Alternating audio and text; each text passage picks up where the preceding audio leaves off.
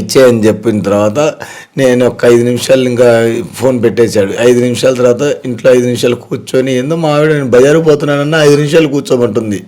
ఏందబ్బా మా ఆవిడ కూర్చోమంటుందని కూర్చున్నాను.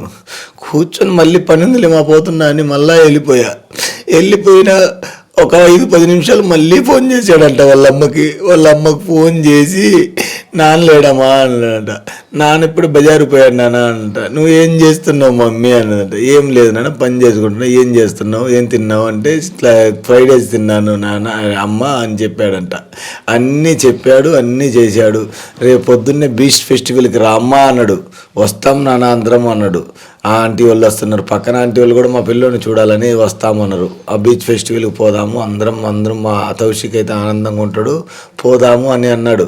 అన్న తర్వాత mummy I love you mummy, I love you two mummy అని ముద్దు ప్రతిరోజు పెడతాడు. అలాగనే ఐ లవ్ యూ మమ్మీ అన్నాడు, ఐ లవ్ యూ టూ అన్నాడు, ముద్దు పెట్టాడు, ఫోన్ పెట్టేశాడంట. సరే ఉంటా మమ్మీ అని.